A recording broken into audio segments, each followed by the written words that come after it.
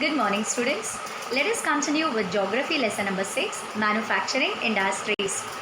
Today, in this video, we are going to learn about aluminium smelting, chemical industries, fertilizer industry, cement industry, automobile industry, as well as information technology and electronics industry. Let us begin. First, we will start with aluminium smelting. Students, do you know what is aluminium smelting? It is a process of extracting aluminium from its oxide. Okay. Aluminium smelting.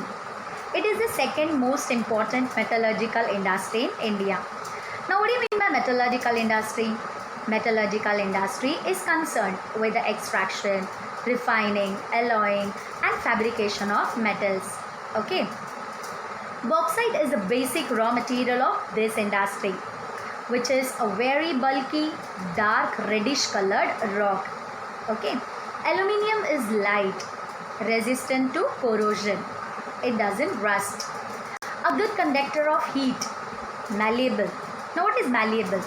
Metals that can be hit or pressed into shape easily without breaking or cracking. Okay. And aluminium becomes strong when it is mixed with other metals. As such, aluminium is light, but then it becomes strong when it is mixed with other metals. Okay. It is used to manufacture aircrafts, utensils and wires. Aluminium has gained popularity as a substitute of steel, copper, zinc and lead in different industries. So aluminium can be used as a substitute of steel, copper, zinc and lead. Okay. Now let us try to understand the factors which are responsible for the location of this industry. First of all, we require regular supply of electricity. Secondly, availability of raw material at minimum cost.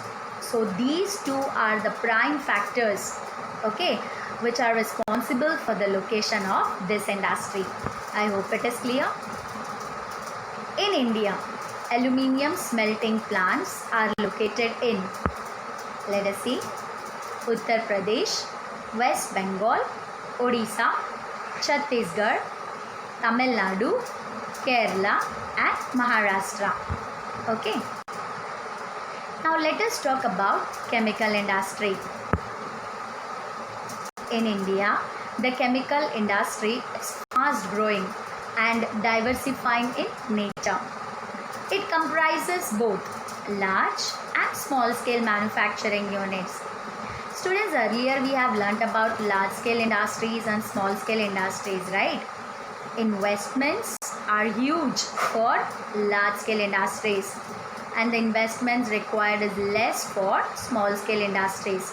So chemical industries comprises of both large as well as small scale industries. Okay. Chemical industry has two sectors, namely organic and inorganic sectors. Organic sector produces organic chemicals. These chemicals include petrochemicals. Now let us try to understand the uses of petrochemicals. Petrochemicals are used for manufacturing of synthetic fibers, synthetic rubber, plastics, dye stuffs, drugs and pharmaceuticals. Okay, once again, petrochemicals are used for manufacturing of synthetic fibers, synthetic rubber, plastics, dye stuffs, drugs and pharmaceuticals. Okay. Organic chemical plants are located near oil refineries for petrochemical plants. Now why is it so, students? Why are the organic chemical plants located near oil refineries? Let me explain.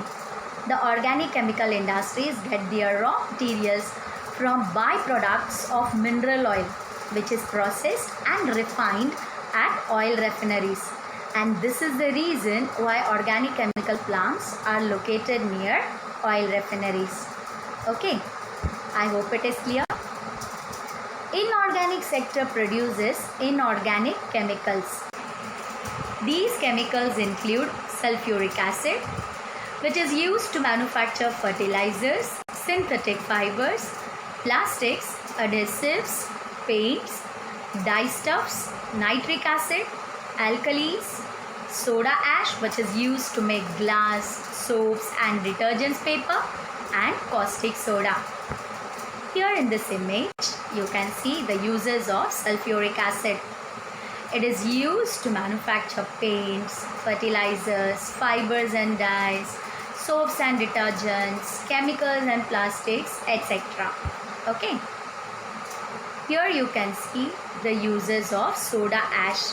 It is used in the manufacturing of soaps, detergents, as well as in making of glass. Okay. Now let us talk about fertilizer industry. This industry produces a number of different fertilizers. And you know what's the use of fertilizers? Yes, it is used for the maximum production of crops, isn't it? It adds fertility to the soil.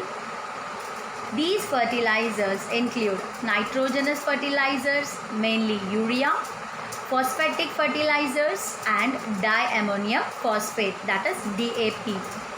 Here in this image you can see diammonium phosphate, urea and phosphatic fertilizer. Okay. It also produces complex fertilizers which have a combination of nitrogen, phosphate and potash. Is that clear, students? India imports potash from other countries. Now why is it so? Why does India import potash from other countries?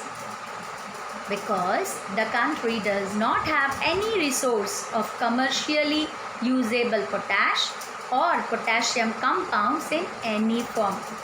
Okay, as we don't have any resource of commercially usable potash or potassium compounds in any form, we have to import potash from other countries. Hope it is clear. The Green Revolution provided a boost to this industry in the country. Around half of the fertilizer production is done by Punjab, Uttar Pradesh, Tamil Nadu, Kerala and Gujarat. The other significant producers are Rajasthan, Delhi, Bihar, Assam, West Bengal, Odisha, Andhra Pradesh, Karnataka, Goa, Maharashtra and Madhya Pradesh. Okay, you need to remember this. Mostly these type of questions may be asked for your map plotting. Okay. Now let us talk about cement industry. The first cement plant was set up in Chennai in the year 1904. After independence, this industry flourished in India. Now let us talk about the uses of cement. Cement is the basic requirement for construction activities like building houses, factories, bridges, roads, airports, dams and other commercial establishments. Now let us discuss about the factors needed to set up cement industry in a place. Availability of bulky and heavy raw materials such as limestone, silica and gypsum. Availability of coal and electric power to run the industry, and good transport network such as rail transport. So the factors needed to set up cement industry are availability of bulky and heavy raw materials such as limestone, silica and gypsum, availability of coal and electric power to run the industry, as well as good transport network such as rail transport. Hope it is clear. The cement industry has established its plants in Gujarat. Now why is it so, students? Let us find out. Because the state provides access to the market in the Gulf countries. Indian cement industry has found its market in East Asia, Middle East, Africa and South Asia. The country also has large domestic demand for cement. Now let us proceed further. Now we are going to talk about automobile industry. Okay. This industry provides quick transportation vehicles for goods as well as passengers. In India, there are centers for manufacture of trucks, buses, cars, motorcycles, scooters, three-wheelers and multi-utility vehicles. These industries are located around Gurugram, earlier known as Gurgaon, Mumbai, Pune, Chennai, Kolkata, Lucknow, Indore, Hyderabad, Jamshedpur, Delhi and Bengaluru. So these are the places where automobile industries are located. Now let us talk about information technology and electronics industry. It covers products from transistor sets to televisions, telephones, cell phones, telephone exchange, radars, computers and other equipments required by the telecommunication industry. Bengaluru has emerged as the electronic capital of India. Students, do you know the reason behind this? Let me explain. Bengaluru is the electronic capital of India due to the fact that it is a hub for software industries, aerospace, telecommunications and many other heavy industries. Okay. Students, just have a look at this map. Here you can see the software technology parks in India. Now what do you mean by software technology parks? Software technology parks are a cluster of software export units in which software technology companies develop and export computer software and other professional services. Okay. Now let us try to find out where the software technology parks are located. They are located in Noida, Mumbai, Pune, Hyderabad, Bengaluru and Chennai. Okay, you need to remember this because this may be asked for your map plotting. A major impact of this industry has been on employment generation. This industry provides job opportunities for most of the people. The continuing growth in the hardware and software is the key to the success of IT industry in India. So I hope you have understood this. Now it's time for quiz.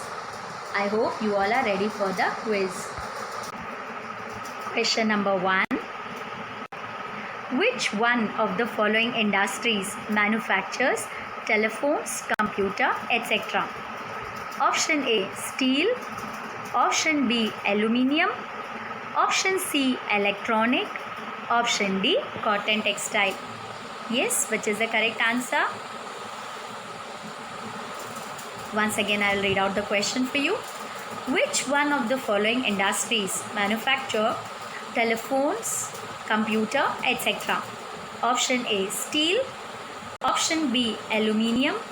Option C, electronic. Option D, cotton textile. Yes, which is the correct answer? Yes, it's option C, electronic. Very good. Electronic industries manufacture telephones, computer, etc. Let us move on to the next question. Which city in India has emerged as the electronic capital of India? Option A, Chennai. Option B, Mumbai. Option C, Bengaluru. Option D, Delhi. Yes, which is the correct answer? Once again, I'll read out the question for you. Which city in India has emerged as the electronic capital of India? Option A, Chennai. Option B, Mumbai. Option C, Bengaluru. Option D, Delhi. Yes, The correct answer is option C, Bengaluru. Bengaluru has emerged as the electronic capital of India. Very good. Now let us have a short recap.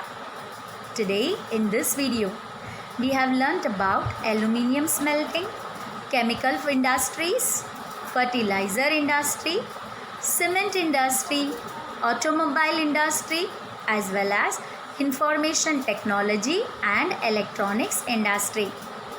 The remaining topics we will be covering in our next video. Okay. Meet you in the next video. Till then, bye and take care.